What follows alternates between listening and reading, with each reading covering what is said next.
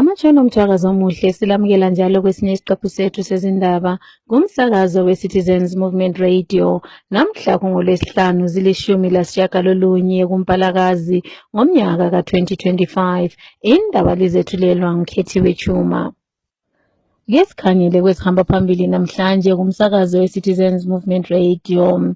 Izikhwicamfundo kanye labahlaziya ngezepolitiki bancoma umongameli uChamisa ngephupho lakhe leZimbabwe entsha. Konke sokuhleliwe kukhetho lwakusasa eNkulumane. uMahere uthatha isicoco sokuba isizalwane seZimbabwe esihamba phambili. Nansi indaba zethu ngokugcweleyo.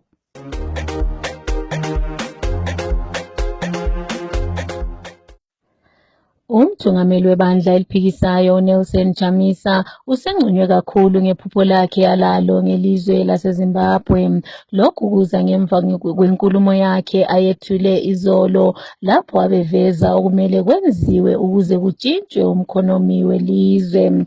Ohlaziya ngezepolitiki kanti njalo engusikhwicamfundo uDokotela uPetsisai Ruhanya uncome kakhulu uGqwetha uChamisa ngokukhuluma cacileyo kanti njalo lokuletha isisombululo esizakwenza kube ngcono njalo kube lentuthuko. uDokotela uRuhanya uthi uvumelana lo mongameli uChamisa ukuba sikhona isidingo sokuba kusungulwe ingatsha kanye lendlela eziqinileyo ezokuba kulungiswe umkhonomi welizwe. Konke sokulungisiwe ngokhetho lwakusasa eNkulumane lapho abantu abancintisayo abayisishiyagalolunye bencintisa ukuba bathathe lesihlalo esachiwa nguMoyi ongasekho emhlabeni umhlonishwa uDesire Moyo owabhubhela engozini yemota. Lo khankasa eliqembu elizimele lodwa uRodney Jele kanti njalo osebenza eduze kakhulu lo mongameli uChamisa uye wenza isicelo kuzakhamizi zaseNkulumane ukuba basukume ngobuningi babo bazemvotela. Ake sizweni umfokajele ekhuluma. Litshona njani Kulumane omuhle. Ibizo nguRodney Donovan Jele, independent candidate ekhethweni olukhona kusasa 20 December lapho esiyabe sincintisa khona ukhetho lo member of parliament. Imessage yami yanamhlanje ukuthi siyacela sizama ukugqugquzela abantu ukuthi asisukume nini kusasa mhla ka-20 sihambe nini siyevota. Ukuvota kulilungelo lethu esilivunyelweyo even ku-constitution. So kuqakathekile ukuthi sihambe siyekhetha umuntu enguye simfunayo esilethemba-ke ukuthi kusasa-ke abantu bazasukuma ngobuningi beseya ngivotela ku-ballot paper ngingunumber 2. Ngiyabonga. Lo owayemela eMount Pleasant edalele ephalamende kanti njalo eyisiphathamandla kubandla eliphikisayo uFatsai Mahere uye wakhethwa ukuba uyisizalwane saseZimbabwe somnyaka ngabalandeli bomsakazo weZFM. uMahere ophume enqobile phakathi koluhlu lwabantu abathi uWicknell Chivayo, uPetsai Sakupanya, uMudiwa Hutu kanye loSikandaraza labanye njalo. Ohlaziya ngezepolitiki uJefferson Chitando uthi izakhamizi kazifuni inkohlakalo yikho bekhethe uMahere kulokuba bakhethe uWicknell Chivayo kanye loPetsai Sakupanya. Ake sizweni uChitando ekhuluma.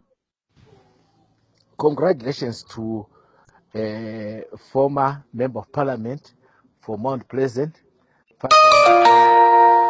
for scooping the first prize at ZFM radio station, for being a personality which the people of Zimbabwe saw as a true example of someone who represents their aspirations, their hope, and also a future. Fatsai Mahere, the communication theme, if you study around the whole of this year, it was centered against looting of resources, corruption, and bad leadership. Although Wycliffe Chivayo was giving cars which showed that he had a lot of followers, Scott Sakukanya and many others in ZANU PF who were termed Shiganandas, they had a lot of followers. A typical example is Scott Sakukanya, who has got a football team which has got a lot of followers throughout the country, but they could not team up to vote him to be the leader, to be number one. It was Fadzai Mahere, who had no football club, who had no money, compared to Chivayo, who had to win. This shows that Fadzai Mahere was resonating well with the people of Zimbabwe, that the people of Zimbabwe, they are against corruption, they are against looting of resources, they are against mismanagement of the country. So her signature, we need new leaders, resonated well, or still resonates well with the people of Zimbabwe. So it's very important for even those in ZANU PF. We know that they also voted for Fadzai Mahere, which shows that change is needed, not by only those in the opposition, but by everyone. Amapholisa athi imbiko epotayo emakhasini okuxhumana ethi lo mbulali owaziwa ngokuthi ngu-Animals Rita ubanjiwe ngamapholisa akulona iqiniso. Ugatsha lwamapholisa iZimbabwe Republic Police bethule inkulumo namhlanje besithi umsolwa ulokhe engakabanjwa. Amapholisa athi kulomvunzo ozakuphiwa lo ozakuletha imininingwana ezakusiza ukuba umsolwa abotshwe. uRita wabulala amalunga omndeni owodwa amahlanu eGurube kuviki ephelileyo eplazini lase-Ona. Kusenjalo amapholisa athi basaphenyisisa njalo esinye isehlakalo sokubulala eGurube lapho umama oleminyaka engama-55 ebulewe kanye losane. Ikhansila lika-Ward 3 eGurube Rural District Council uMagomborero Mutirori uthi uke wafika lapho kwenzakale khona lesi sigameko, kanti njalo kwabonakala amadoda thizeni ebaleka kuleyo ndawo. Uye wakhuthaza njalo izakhamizi ukuba zingahambi zodwa kuze kubanjwe laba abasolwa. Ake simzweni ekhuluma. Asitasvika pasini, ndichisvika pasini ndaudza kunzi vanhu vanga vatizira musango vachikanda marekeni, so vachindiudza kuti pana mai vanga vashayikwa pamwe chete nemwana. Pazosvika mapurisa hazvina kunonoka, pataona mai vaya vaurayiwa. Panyama kafamba 88 paitika futi chimwe chitiko chinotyisa manherano. Izvozvo vanhu vakabatira moyo mumaoko, hatisi kuziva kuti zvinhu zvichatisvitsa papi. Takunetseka zvakanyanya. Tatosvika tatanga kuona mwana, ende vanhu vanga vachikanda marekeni ivavo zviri pachena kuti ndo vanhu vaita izvozvo. So ndaandorongoti dai Mwari vapindira, mhondi dzabatika idzi tadekara. So zvikuru kuti vanhu vanogara vakatotamira vanhu vanenge vachifamba vega. Tiri kukurudzira mazuva ese kuti ngewediwe ngatisafamba tega. Zvikuru seiko zvine zvikapfumvutira, muchaona kuti tsaona idzi kunyangwe nemasikati dzinogona kutoitika. Apa vanenge vachirumbotya zvavo kuonekwa kana kuzikanwa. So ndiri kuti please ndapota, regedza kufamba, chii chakakosha chaunofamba uri one. Mai ava ndatobva navo kuchipatara nhasi. Pane mukomana angaitawo muedzo anga achida kuita suicide, ndiwo atenda naye kuchipatara abatsirike. Ndichitodzoka ndichivasiya mai ivavo hapana kuita 45 minutes. Ini ndanga ndichitoitawo zvangu zvebasa redu rekumaini, ndachinonamisa simbi yangu panyanga avapo. Pane mukomana anogadzira zvigayo apo. Ndatofonerwa ndiri on my way kuenda ipapo. So ndabva ndakurumidza kuzivisa mapurisa ndo zvikuitika kunoko. So zvaitika something like ma6 chacha kusati kwatombodoka stereki. Ndo zvamunyika muno hama dzangu. vanonzi mai makabhichi vaurayiwa pamwe chete nemwana waGresheni Nyamaka. Inhlanganiso yeZimra isichotozwe kakhulu ngesinqumo sabo sokufuna ukuba imbuyiselo yomthelo le ibisenziwa ngamahlandla amathathu eminyakeni yenziwe nyanga zonke. Ophendula kulolu daba usomlomo webandla eliphikisayo uPromise Mkhwananzi uthi lokhu ukufuna imbuyiselo yomthelo nyanga zonke kuza kuphambanisa ukuqhutshwa kwamabhizinisi njengoba amankampani azachitha isikhathi esiningi elungisisa indaba zabo zomthelo kulokuba abasebenze. Uye wathi ukufuna imbuyiselo yomthelo nyanga zonke kuza kuphendla indlela yokuba kwenziwe inkonhlakalo ngamankampani ukuze bangachithi isikhathi besemahofisini aweZimra, kanti njalo baza kudinga indlela eziza kubenzela lula. Ake sizweni uMkhwananzi echasisa. We've learned with Utter that contrary to its is to do business mantra, the ZANU-PF regime has introduced a cumbersome monthly tax clearance process, which requires companies to submit their tax returns on a monthly basis and be reissued with a tax clearance on a monthly basis. This means that on the 25th of each month, companies will set aside everything they are doing in order to comply with the tax returns and ensuring that they get a new tax clearance in time for the next month. This is the most anti-business policy that we have ever seen, and it militates against the so-called is to do business by the regime. It also shows you that this is a regime that is based or focused on collecting money rather than facilitating a workable business environment. And the paradox of it is that in the process, the regime is going to diminish the tax base, as many of business people will be thrown out of business and there will be little for the regime to collect.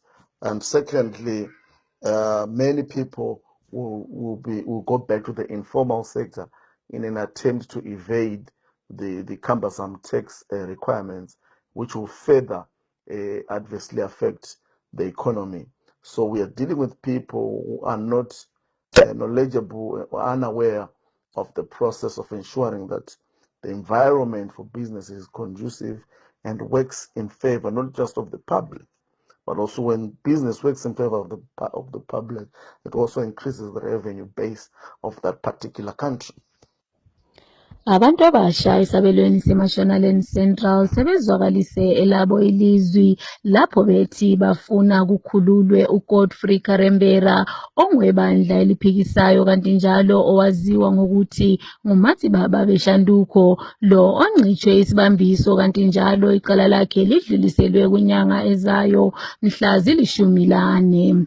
Omunye wabasha uRutherford Gonzalo usole kakhulu ukuqhubeka kokuvalelwa kukaMatsibaba Beshanduko, lokhu abathi kusegcekeni ukuba uyahlukunyezwa ngezepolitiki. Ake sizweni uGonzalo ekhuluma. As the youth of Mashonaland Central, we want to voice a concern about the continued incarceration of Matsibaba Beshanduko without trial. It is a prejudice that Matsibaba Beshanduko is not given even bail. He has been in custody for a long time without being given bail. But to our surprise, there are people who has crimes that were given bail. You talk of Magaya, was given bail. You talk about that Chinese guy who was caught with some drugs, and even the other Chinese who killed his employee, they were all given bails. You talk about the former president Mugabe's son, Robert, who was caught with some drugs, was given bail and even discharged from the crime. even people in Gurube, there are cases of people that are being killed in Gurube. As we speak, there are about 17 casualties who lost their life, but those people who are committing those horrendous offenses are not even being caught, and the police is doing nothing to safeguard the populace of Gurube. But Mazibaba, for nothing, for not just voicing his concern that he is against the 2030, is not given bail. So as youth, we say we are against it. Isiphathamandla sebandla leZANU-PF kanti njalo engungqongqoshe ekhangela indaba zasekhaya uKazembe Kazembe useveze ukuba zikhona iziphathamandla zebandla leZANU-PF ezisebenzisa izikhundla zabo ukushushumbisa izidakamizwa. Inkulumo yakhe iza ngemva kwezinsukwana nje ezedlulileyo lapho umthungameli wabasha kubandla leZANU-PF uTino Majakayire ethule inkulumo efana nayo. Izidakamizwa lokunye okudakayo sokwandile ngaphansi kobuthungameli buka-Emmerson Mnangagwa kanye lohulumende wakhe lapho abantu abasha bethi abalayo imisebenzi yikho behlukuluzwa izidakamizwa. Kusenjalo omunye umlaleli womsakazo we-Citizens Movement Radio kwelePindura ongathandanga ukuziveza uthi ukushushumbiswa kwezidakamizwa ebantwini abasha kuleyo ndawo sokuvame kakhulu. Umlaleli uthi izidakamizwa lezi zilethwa ngulo owaziwa ngokuthi nguThunje kanti njalo imbiko ithi uvikelwa iziphathamandla zebandla leZANU-PF njalo uthengisela emzini wakhe ohlala duze lomunye wamajaji. Imbiko ithi lesi simo sesenze kube lokwesaba emphakathini kanti njalo lezakhamizi ziyesaba ukuyamangala ngalolu daba. Esikhangele kwezemidlalo, abake bathatha isicoco seZimbabwe Premier Soccer League Ingezi Platinum sebejezisiwe ngokuba bangathengi okwamahlandla amathathu abadlali ngihlanganiso yeFIFA. Lokhu kuza ngemva kokuba iqembu laseMondorongezi leli lehluleka ukubhadala imali engange-196,750 etoleni leMelika le abayikweleta umqeqeshi uBongani Mafu.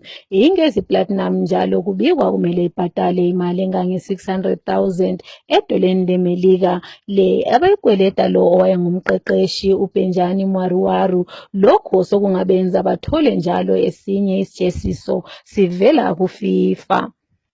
Kumidlalo ye-UEFA Conference League edlalwe izolo kusihlwa, iqembu le-Crystal Palace libe ngujikilo bhanqa 2-2 lentshantshu zaseFinland iCorps. Lokho sokubachiye belesidingo sokuba badlale banqobe emidlalweni olandelayo ukuze badlulele phambili ku-round 16 yale imncintiswano. Nansi eminye imiphumela yemidlalo edlaliweyo. iDynamo Kiev 2 Noah 0, Mayens 2 Samsunspor 0, Luciani 1 Fiorentina 0, Shamrock Rovers 3 Hamrun 1, Legia Warsaw 4 Lincoln Red Imps 1, Sparta Prague 3 Apetin 0, Rayo Vallecano 3 Drita 0, Shakhtar Donetsk 0 Rijeka 0. Kumidlalo ye-English Premier League ekhangelelwe ukuba idlalwe ngempelaviki, i-Arsenal iza kubhekana lobunzima lapho kumele iyedlala le-Everton kusasa.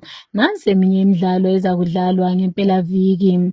I-Newcastle iza kubhekana le-Chelsea, i-Wolves iza kubhekana le-Brentford, Manchester City iza kubhekana le-West Ham, Brighton iza kubhekana le-Sunderland, Bournemouth iza kubhekana le-Burnley, Tottenham iza kudlala le-Liverpool, i-Leeds United yona iza kudlala le-Crystal Palace, i-Aston Villa iza kubhekana le-Manchester United, bese kusithi i-Fulham iza kudlala le-Nottingham Forest.